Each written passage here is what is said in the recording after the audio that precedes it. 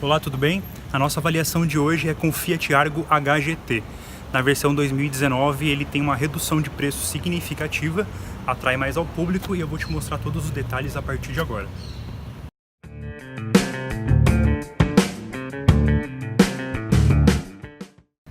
Aqui no Argo HGT ele tem algumas mudanças estéticas que caracterizam ele um pouco diferente do restante da linha, principalmente da versão Precision. E aqui um detalhe importante é essa faixa em vermelho, que aqui com o carro em vermelho você não vê ela muito à distância, mas na cor azul ela se destaca bem com um tom em vinho. O farol de neblina e essa área aqui do para-choque um pouco mais projetada, formando um bico e com esse acabamento aqui em preto um pouco mais para fora. Na área dos faróis ele tem esse farol de máscara negra com iluminação diurna neste filete aqui. Na lateral, que você percebe de mudança, aqui nos paralamas ele tem esse aplique em plástico, as rodas são de 17 polegadas com pneus 205/50, são rodas exclusivas da versão HGT. Esse acabamento plástico ele acompanha toda a soleira da porta. Um outro detalhe legal é que aqui ele tem o nome da versão HGT.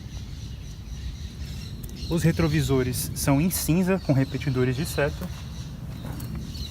O mesmo layout vem aqui até a traseira. Aqui nós temos um spoiler traseiro, também como nos retrovisores cinzas. E aqui um outro detalhe que muda em relação ao HGT para as outras versões é que no para-choque traseiro ele tem esse acabamento plástico que imita alguns tratores de carro de corrida. Isso também e o escapamento com ponteira esportiva.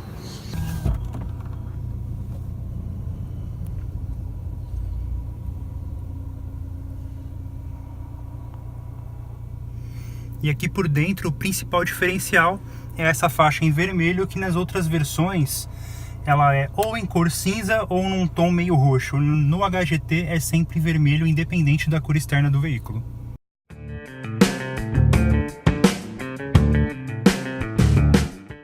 A única modificação, digamos assim, de caráter mecânica, de projeto, do HGT para o Precision é a parte de suspensão mesmo.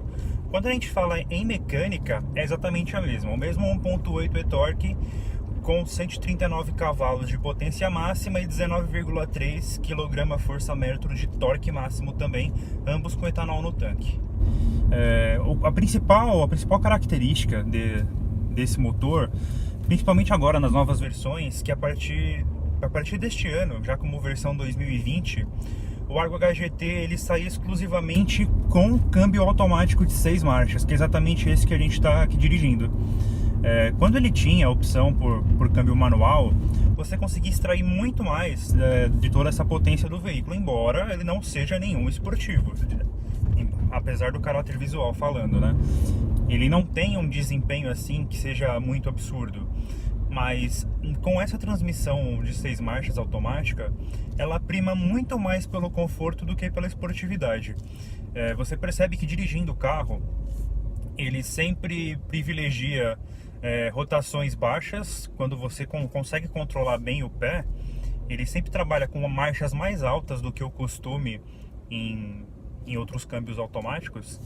Mas tem um porém também desse sistema, é que ele tem uma resposta lenta, seja para uma aceleração brusca, seja para você ter uma redução de marchas. Então, por exemplo, se você está dirigindo o carro de uma maneira suave e você de repente precisa fazer uma ultrapassagem, você vai acelerar para que ele reduza a marcha, para você ganhar um pouco mais de fôlego numa ultrapassagem, para vencer uma subida, por exemplo. Ele tem uma certa demora para cumprir essa função. E quando ele cumpre, às vezes ele exagera, às vezes ele volta 2 marchas, fica trabalhando com rotações altíssimas de 4.500, 5.000 RPM, quando com 3.500 no máximo, se você tivesse câmbio manual, você resolveu o problema. E depois o grande problema é quando você termina de fazer o que você precisa, que você volta ao pedal do acelerador à condição de dirigibilidade que você estava antes, pisando suavemente, com aceleração constante, e o câmbio ele demora para voltar a essa condição. Então você já está lá com o pé parado há um bom tempo e ele está com a rotação tá com rotação alta, tá com marchas para baixo, e você está precisando que ele aumente as marchas para voltar a uma condição suave, principalmente uma direção mais econômica, e isso não acontece. Isso é uma característica na dirigibilidade.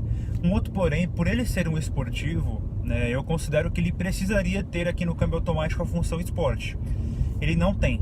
A única coisa que te dá um pouco mais de liberdade para dirigir aqui, né, nesse modelo é que ele tem borboletas aqui atrás do volante, e elas permitem que você faça trocas manuais. Essa condição de trocas manuais te dá um pouco mais de controle, mas como ele não tem também uma função manual fixa aqui no câmbio, isso faz com que você tenha pouco tempo para aproveitar essa liberdade de troca de marchas. Então, por exemplo, assim que você der um toque na borboleta, ele entra na função manual. Na função manual você troca de marchas ao seu gosto, até que o câmbio ache que você não está numa marcha adequada para dirigir. Então, por exemplo, eu tô tentando aproveitar para fazer uma direção mais econômica. Então eu vou subir o número de marchas para andar numa rotação de motor mais baixa. Isso é bastante limitado, e pode acontecer também do câmbio achar que você não tem que engatar essa marcha, que a rotação ainda está baixa, e ele vai impedir o movimento. Ele vai impedir que você faça isso. Então... E também isso também acontece na desaceleração, né? Quando você está parando o carro. Então, por exemplo, você estava vindo numa terceira marcha, quarta marcha, reduziu para terceira e está chegando para poder parar o veículo. Quando você está quase parando o veículo, ele volta para a função D, porque ele acha que você demorou para reduzir as marchas para o 2, para o 1, por exemplo. Então aí você vai ter que novamente bater com o dedo aqui em uma das borboletas para voltar à função manual, para voltar a dirigir como você gosta.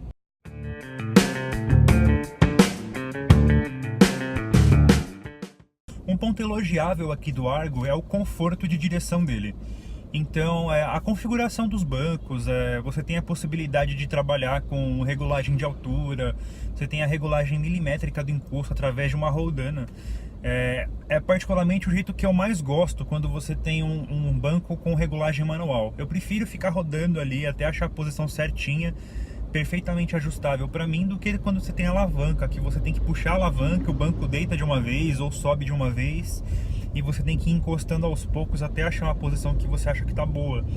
Nesse caso aqui não, você tem a regulagem é sua na mão ali, milímetro por milímetro, você não tem a insegurança do banco deitar, do banco voltar, e você pode fazer isso dirigindo, sem maiores problemas. Isso é um ponto muito bom. Um outro ponto bom é que o banco, ele é largo, o banco ele tem um comprimento bom, apesar de não ser um banco muito, muito extenso, assim, de um assento bastante extenso, e não cobrir toda a área aqui das pernas. A profundidade dele é muito boa, então você consegue dirigir por longo tempo sem sentir cansaço. Pegar a estrada com ele é bastante agradável. A maciez aqui do banco também é muito boa. Então dificilmente você vai dirigir um Argo aqui, mesmo um HGT, e se sentir cansado de dirigir o carro. Ele é muito confortável. A região lombar também aqui, pela configuração do banco, tem bom apoio. a região lombar tem bom apoio.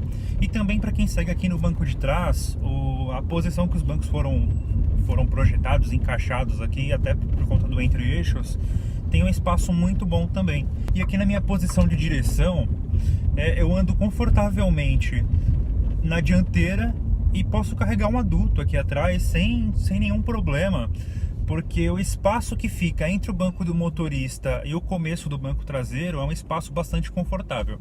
Então eu aqui, por exemplo, quando eu sento no banco de trás com essa posição de banco, eu tenho um bom espaço ainda para as pernas, eu consigo movimentá-las, consigo esticá-las, encolhê-las, até dobrar a perna se for o caso, e ando bem confortável também.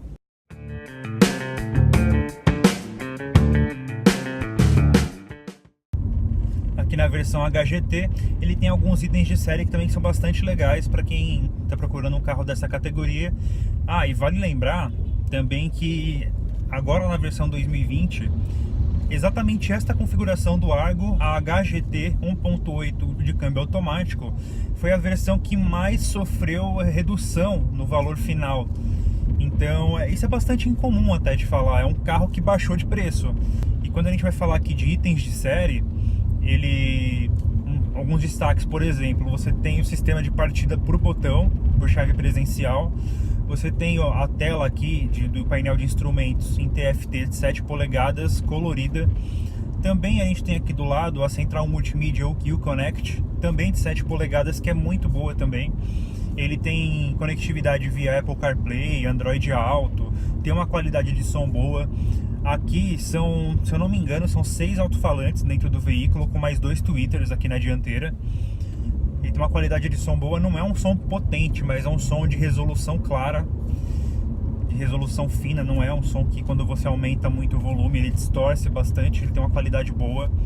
Ele também tem, falando ainda de som, é um som que não costuma, principalmente que nem tem costume de ouvir rádio FM, ele não distorce, é difícil você passar num local que você perde a sintonia da rádio, a não ser em túneis mesmo, que aí não tem jeito, você perde sintonia ali dentro.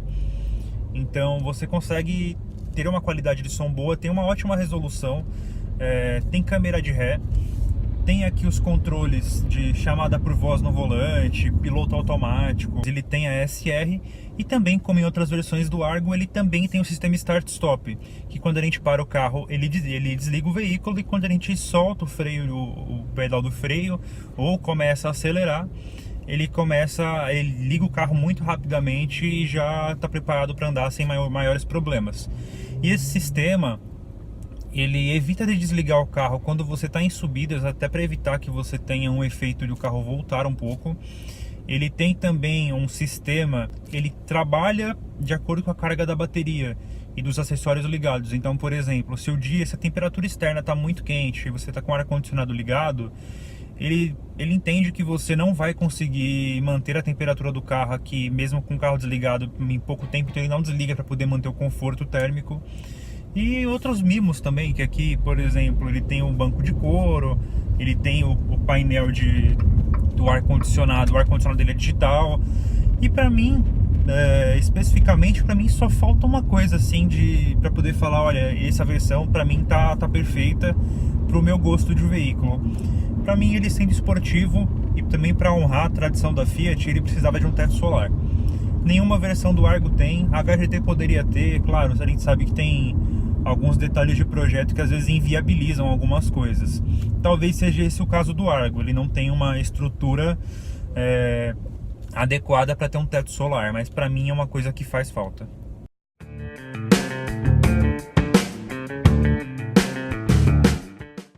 Agora, falando no que poderia melhorar nesse carro, para mim tem um ponto essencial, que eu até já comentei um pouco no vídeo, mas é bom reforçar, é que para mim ele precisaria ter mesmo sendo aqui na versão de câmbio automático, ele já teve versão com câmbio manual, mas vendeu muito pouco, e agora não vai ter mais o Argo HGT com câmbio manual. Para mim isso é complicado, porque num carro esportivo você não ter uma versão manual, principalmente nessas categorias mais baixas. Eu não estou falando aqui de Porsche, Ferrari, e nem vou discutir aqui a qualidade de um câmbio automático num veículo esportivo e a eficiência disso. Eu falo mesmo por gosto de dirigir. E entrando nesse mérito do gosto de dirigir, o câmbio manual faz falta. Mas aqui, já que ele tem o câmbio automático, faz falta ele ter a função Sport e faz falta você ter pelo menos uma função manual fixa em que você tenha total controle. Aqui você tem um controle restrito da troca de marchas, isso pra mim faz falta.